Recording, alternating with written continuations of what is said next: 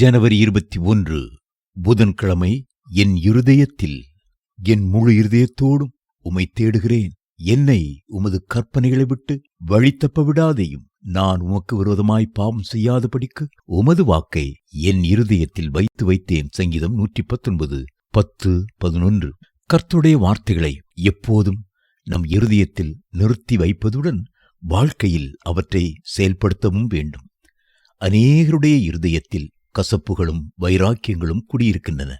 ஆனால் யார் யார் கர்த்தருடைய வார்த்தைக்கு முக்கியத்துவம் கொடுத்து அவருடைய வசனத்தின்படி செய்ய தங்களை அர்ப்பணிக்கிறார்களோ அவர்களுடைய வாழ்க்கை சமாதானமும் சந்தோஷமும் நிறைந்ததாயிருக்கும்.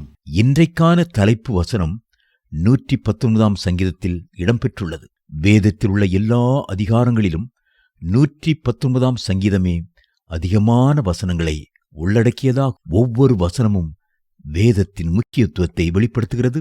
இந்த 119 சங்கீதத்தை வேத பாரகனாகிய எஸ்ரா எழுதியிருக்கக்கூடும் என்கிறார்கள். கர்த்தருடைய வேதத்தை ஆராயவும் அதன்படி செய்யவும் இஸ்ரவேலிலே கட்டளைகளையும் நீதி நியாயங்களையும் உபதேசிக்கவும் எஸ்ரா தன் இருதயத்தை பக்குவப்படுத்தியிருந்தான். கர்த்தருடைய கற்பனைகளின் வார்த்தைகளிலும் அவர் இஸ்ரவேலுக்கு கொடுத்த கட்டளைகளிலும் படித்து தேறின வேதபாரகனாகிய எஸ்ரா என்னும் ஆசாரியன் என்று எஸ்ராவை குறித்து வேதம் சொல்லுகிறது. எஸ்ரா 7:10-11. கர்த்தர் தம்முடைய வார்த்தைகளை வேத புத்தகத்திலே நமக்கு எழுதி வைத்திருக்கிறார்.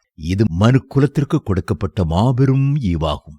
வேதத்தின் முக்கியத்துவத்தை நீங்கள் உணர்கிறீர்களா? அதை பொன்னிலும் பசும் பொன்னிலும் விரும்பத்தக்கதாக ஏற்றுக்கொள்கிறீர்களா? தேனிலும் தேன் கூட்டிலிருந்து ஒழுகும் தெளிதேனிலும் மதுரமுள்ளதாய் சுவைக்கிறீர்களா? கர்த்தருடைய வாக்கு உங்களுக்குள்ளே இருக்கும் போது நீங்கள் பாவத்துக்கு விலகியிருப்பீர்கள். அவருடைய வார்த்தை உங்களுக்குள்ளே இருக்கும் போது விசுவாசத்துடன் விளங்குவீர்கள். அவருடைய வார்த்தைகள் உங்கள் கால்களுக்கு தீபமும் பாதைக்கு வெளிச்சமுமாயிருக்கும். சங்கீதம் 119:105. இன்று உலகம் முழுவதிலும் உள்ள பல நாடுகளை கவனித்து பாருங்கள். எந்தெந்த நாடுகள் வேதத்துக்கு முக்கியத்துவம் கொடுத்து கர்த்தரை உயர்த்தினதோ அந்தந்த நாடுகளெல்லாம் உயர்ந்திருக்கின்றன. எந்தெந்த நாடுகள் கர்த்தரையும் வேதத்தையும் மறந்தனவோ அவைகள் பின்னால் தள்ளப்பட்டிருக்கின்றன. விக்டோரியா மகாராணி வேத புத்தகத்தை உயர்த்தி இந்த வேத புத்தகமே எங்களுடைய தேசத்தின் மேன்மைக்கு காரணம் என்று முழங்கியதை கர்த்தர் கேட்டு பிரிட்டிஷ் சாம்ராஜ்யத்தை ஆசீர்வதித்தார். அவர்கள் உலகத்தின் பெரும் பகுதியை அரசாண்டார்கள்.